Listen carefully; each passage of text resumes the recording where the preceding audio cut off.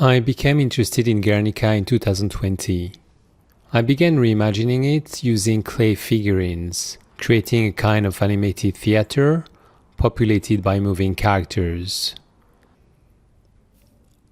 Then I wanted to go further, to turn myself into a figurine and feel myself. What interested me was to understand this work through its materiality, through a physical and sensory engagement. In my reinterpretation of Guernica, the characters are isolated from their source. Picasso's inspired avatars wish for a better world, but they are separated. The apparently deep feelings from which they express themselves is dehumanized. The text some of them pronounce have been generated by an AI engine.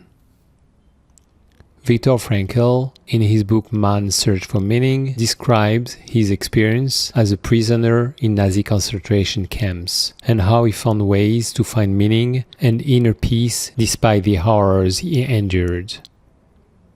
Frankl shares an insightful moment when he finds a sense of peace and happiness while observing a sunset from his barracks. The isolated characters on the screens apparently aim for redemption and peace. In the depth of suffering, they aim at finding some comfort. They question both their own existence and build hope for survival. For me, understanding the environment in which we live often involves revisiting key texts or artworks that have historically shaped our perception of the world, many of which place the human at the top of a presumed hierarchy of life. Do the people who make the sky explode have mothers? I don't represent hope or resilience, or any human concept. I simply am.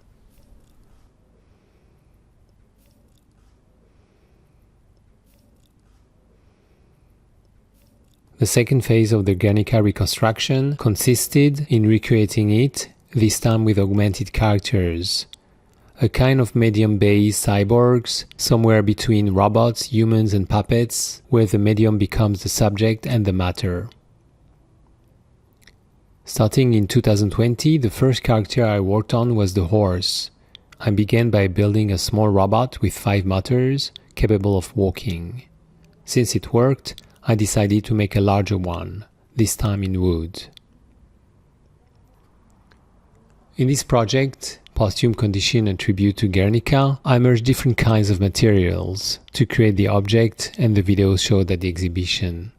To manifest some of the characters from Picasso's Guernica, several humans model wear prostheses, masks, or face paint, and are filmed against the backdrop, resembling parts of the original painting.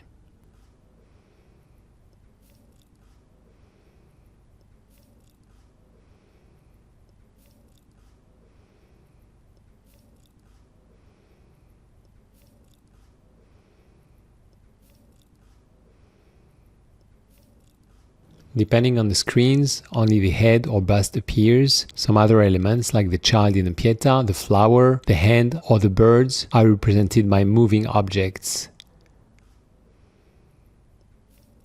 The objects are at times moved by strings pulled by human hands in the videos, or are exhibited as objects which are activated by motors, controlled by the presence of the gallery visitors. When a visitor enters the gallery, his proximity to some of the videos or object is detected and sound can be heard. I seldom use words in my works, but this time the fact that I separated the characters from their original context had to be compensated in several ways. In addition to the continuum of the background set built for the characters, the text was a second way to bring back the connected essence of the individuals represented.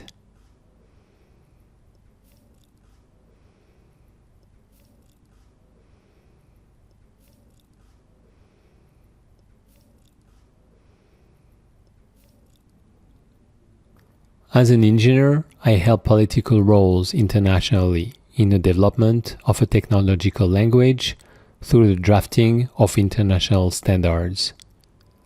As I transitioned into artistic practice, I became particularly interested in how technology actively contributes to the construction of the world, of identities and of knowledge, and in how art might offer a different response to humanity than techno-solutionism, the belief that technology is the solution to all problems.